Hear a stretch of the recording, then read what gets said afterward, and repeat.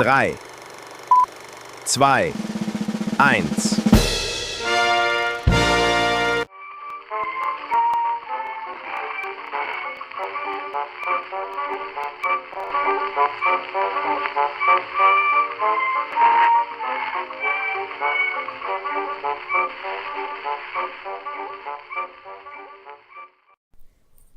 Every so often we need to rewrite some part of history, because things are never quite the way they seem to be at the time.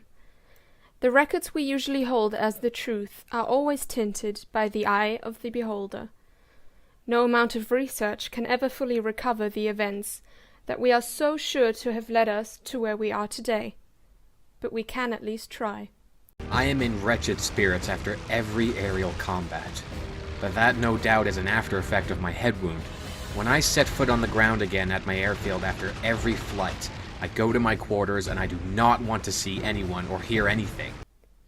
Today we will try to discover what really hides behind the lingering sounds of the battle wagon, driven by what seems to be a mystery driver, which still mark the day of the 1st of April in 1920. For this, we need to rewrite the events that took place around the French village of Corby outside of Amiens about 2 years prior. On the 21st of April 1918, Rittmeister Baron Manfred von Richthofen, also known as the Red Baron, was caught in the crossfire of Australian machine gunners on the ground and the Sopwith Camel of Captain Roy Brown. The Baron's Red Fokker triplane inevitably crash-landed almost intact in a sugar beet field outside the St. Colette brickworks, where the first arriving soldiers claim that the pilot was still alive but fatally wounded. Ever since the soldiers first laid hand on his dying body, there have been endless debates over which bullet actually killed the Red Baron. Was it one from an Australian handheld Lewis gun, or one from Roy Brown's Vickers machine guns? It seemed that this question would remain unanswered for the rest of time, but again, we are not here to retell, we are here to rewrite, which is why this question is not the right one for our purpose. After their discovery, the wreck and body were transported to the British aerodrome at Poulainville, where the plane arrived substantially savaged by trophy hunters. Our historical records indicate that von Richthofen's dead body was superficially cleaned up in the evening of April 21st in order to be buried with full military honors at the nearby cemetery of Bertangles the next day. It is also stated that the body was transferred there in the afternoon of April 22nd. Now, 2 minor pieces of these informations are inaccurate. Number 1. The body was actually transferred to Bertangles and secretly laid out in a local chapel the night before the official ceremony, because the commanding officer at Poulainville was afraid that trophy hunters might tear apart von Richthofen's corpse, just as they ripped apart the remains of his aeroplane. The afternoon procession of April 22nd therefore carried an empty coffin. Number 2. The Red Baron was not actually dead. He, in fact, was in a state of shock coma when he was left in the chapel. By all the means available to the military medics in charge, von Richthofen had been fatally wounded and showed no signs of life.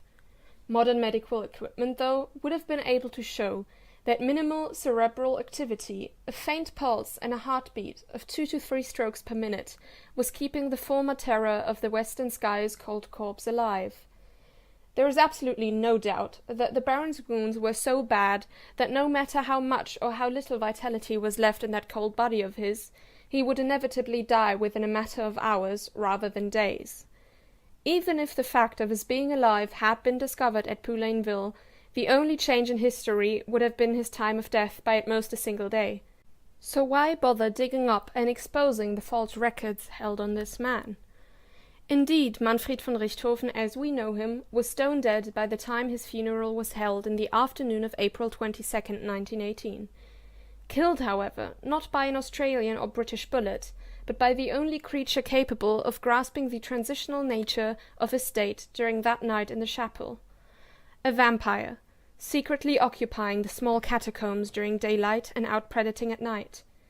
The hidden creature had smelled von Richthofen's blood, taken advantage of the prey that was basically laid out on his dinner table, and drained the little that was left within the dying Baron. Vampires had somewhat of a free pass during the final year of the Great War.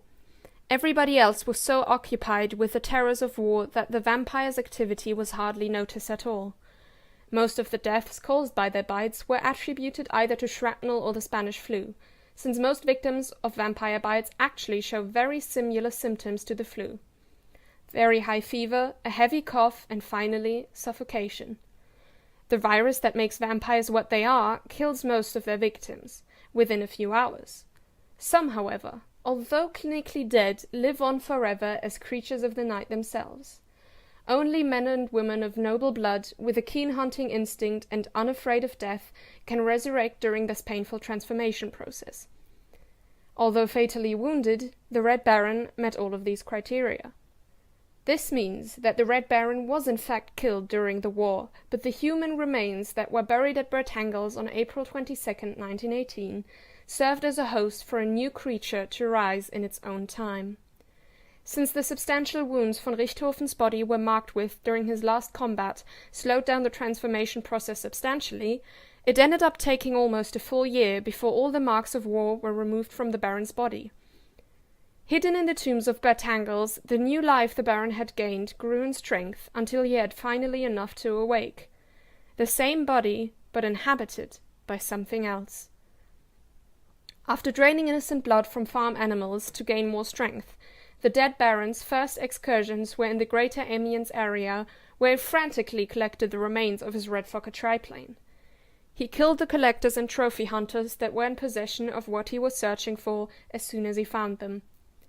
In a Ford Model T, which he had stolen from British troops monitoring the armistice, he transported everything he could get his hands on to a secret vault in an abandoned castle deep inside the forests around Saint-Gobain.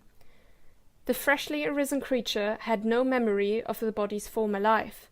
The vampire within the Red Baron was acting purely on instinct when he, strangely enough, made plans to rebuild an aeroplane from all the scrap he had collected.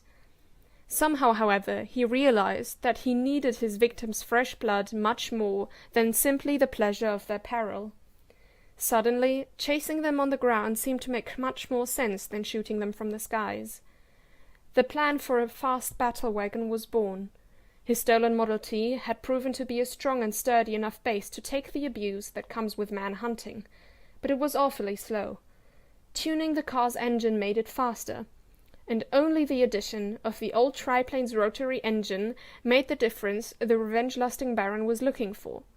Aligning all the necessary bits and pieces took him another year, but then, on April 1st, 1920, not long after dusk, the mighty roar of the dead Baron's battle wagon was heard for the first time on the outskirts of Foulambray. And this is the story of how the dead Baron was born. Pleased to meet you.